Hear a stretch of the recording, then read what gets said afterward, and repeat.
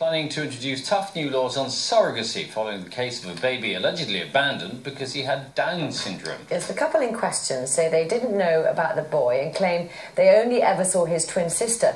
They took her from a surrogate mother in Thailand to their home in Western Australia. The case has made headlines around the world. One woman who's worried about how it might affect people's perception of what it's like to have a child with Down syndrome is Sian Moxon. She's got twin boys, one of whom has the condition, and she joins us now. Morning. Good morning. So regardless of the rights and wrongs of this particular case, it has put a focus on children with Down syndrome significantly, hasn't it? Yes, it has, absolutely.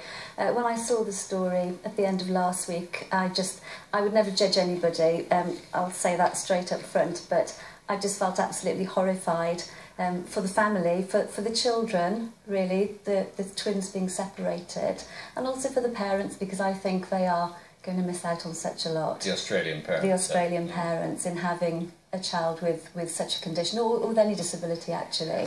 Tell us about your sons. Okay, Tom and Billy are now 6. I think there's a photograph up there of them. When I was pregnant, it was picked up at 16 weeks there was a problem with one of the twins, and the medical advice was very much, you need to have a selective reduction, you don't want to have a child with a disability. And that was selective reduction meaning to abort one of the fetuses. And the advice was I should have that done at 30 weeks because to have it done any sooner would impact on the other child and maybe cause a difficulty there. Again, that just wasn't for us. I wouldn't judge anybody who wanted to take that road, but it just wasn't for us. And we carried on with the pregnancy. We didn't know that Tom had Down syndrome. We were expecting a lot worse. And when he was born and the consultant said, he looks fine, I think he's got Down syndrome, we were delighted. Our lives were turned upside down. Obviously, having children turns your life upside down anyway. And having twins. We've got no other children. But actually, in a way, that was a good thing because we didn't know any different.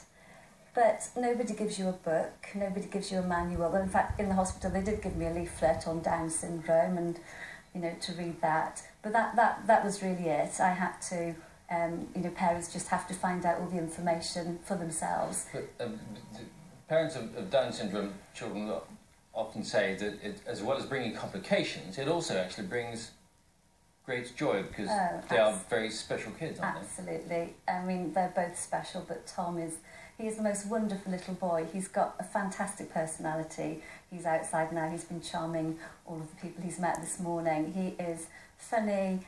He's naughty, he's cheeky, but he's very, very loving. And having Tom and brought up Tom has just added a dimension to our lives that we could never have dreamt of.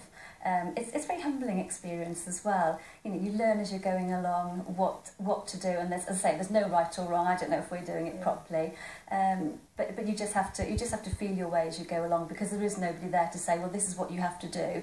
You've got to fight for all of the information, for all of the help. Nobody comes along and says, right, tick this box, and you know the speech therapist will come along, and the physiotherapist will come along, and the occupational therapist will come along. You've got to find out that these things are available and then fight for it. I'm interested actually as well whether being a twin helps him.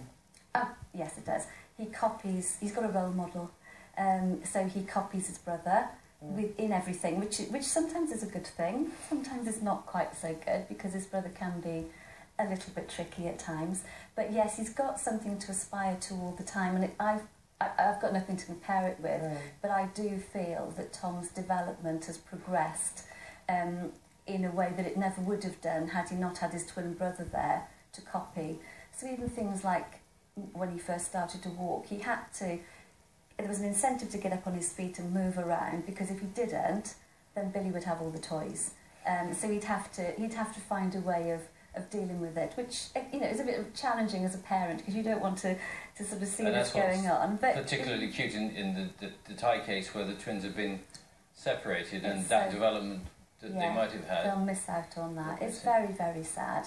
I told Billy about the story yesterday, and he said, well, why would they? I mean, we don't know the full story, obviously, but I just explained in basic terms. And he said, well, why would they do that? They're twins. And is that something that you're concerned about? I mean, he just asked that question, which is a perfectly sensible question to ask, isn't it? Are you concerned that the publicity around it is bad as well? Does it worry you? I think it just highlights the negativity, if you like. People generally do not want to have a disabled child. I totally get that. It ties in with the medical advice I was getting and the fact that there are a higher number of pregnancies where the children have Down syndrome because of the aging, the age at which we have children, but a lower rate of actual births because people are having terminations. So there is that worry. But also I think there's been a positive angle because there's sort of the upsurge of support for this little boy, and the pictures of him with his surrogate mum. He's obviously a very loving, very beautiful little boy. I think that there's a positive side to it as well. Charlotte, thanks very much indeed. Thanks very much. I'll go and meet him in a minute. Thank you. Last night,